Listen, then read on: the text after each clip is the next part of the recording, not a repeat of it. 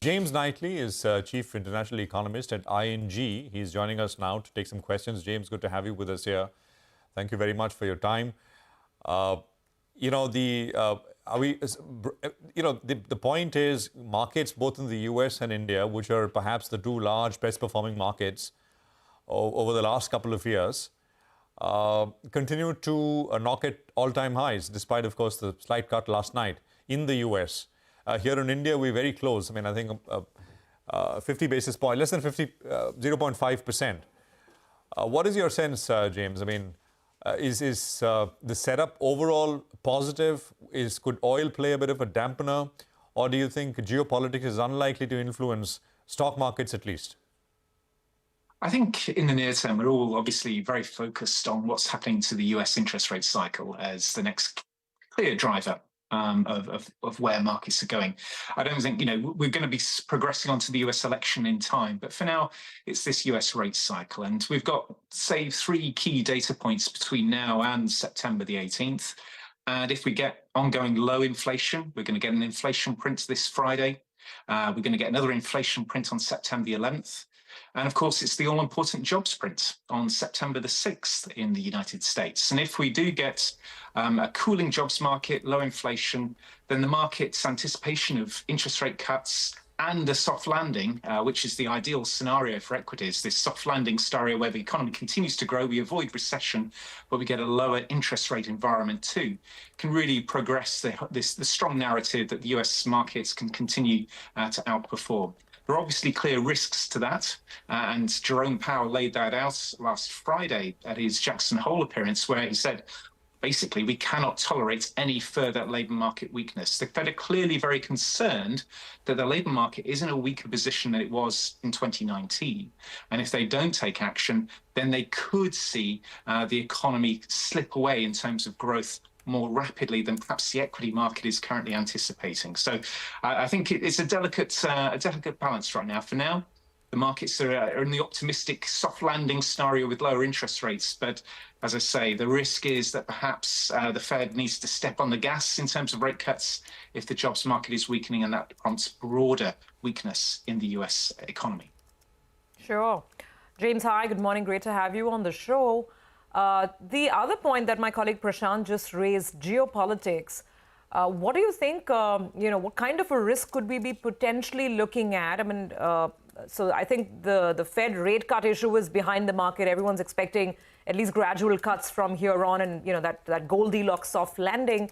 But could commodity prices be the next surprise, given what we're hearing and what we're seeing all around? Yeah, I mean, there's certainly geopolitical risks out there. I guess mitigating against that in terms of a market and a macro economy is, if we look at Europe, Europe has been incredibly successful at building its gas stocks, its natural gas stocks. They're about 90% of capacity, well ahead of schedule. So from that perspective, the European economy is perhaps a little bit better insulated than it could have been in previous years. So that's a positive. But also, I guess, offsetting some of the geopolitical concerns is worries about China. The Chinese growth story isn't looking particularly robust right now. And we're going to get more of these Chinese business surveys, these purchasing managers indicators later this week. And they're expected to be flat to in contraction territory. And that could perhaps limit the upside on some of the commodity market moves. If you are in the camp that believes that the China slowdown coupled with a cooling US economy is going to offset some of these upside pressures from geopolitical tensions. Hi, James. Morning, and good to have you on the show. This is Nigel on this side. I wanted to ask you about your expectations from central banks. From the Fed, I think you were hinting at multiple rate cuts this year. So how many are you penciling in? And from the Bank of Japan, that caused a bit of a scare with that rate hike. Do you think bulk of that yen carry trade has been done? Yeah, no, it's an interesting point. So we've got about 100 basis points or a full percentage point of rate cuts priced for this year over the next 3 meetings. And I'm pretty much in line with that. I think we could well get a 50 basis points in there with 225 basis point cuts, largely because I think there is scope for catch up from the Fed to the economic position that the US finds itself in.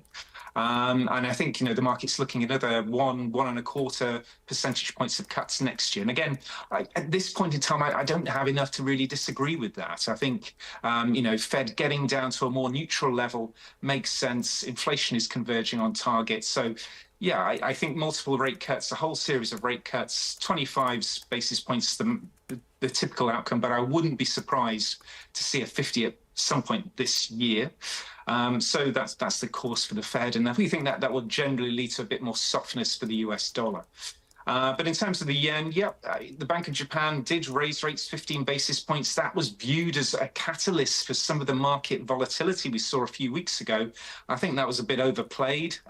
Japan raising rates 15 basis points really doesn't do that much to the global economy, to be honest. And we think that, given the commentary we've had from the Bank of Japan governor recently, and more of the research papers coming out of the Bank of Japan, they seem pretty behind the view that they need to raise rates further. Wage pressures are building, and there's a bit more sense of corporate pricing power. So, yeah, I think, we could see the yen continue to perform better, actually. Oh, okay. All right. Well, live in interesting times, as you're saying. Let's see how the data shapes up going ahead in the US, in China, and of course in Japan. Good talking to you today, James. Thanks very much for making time for this conversation.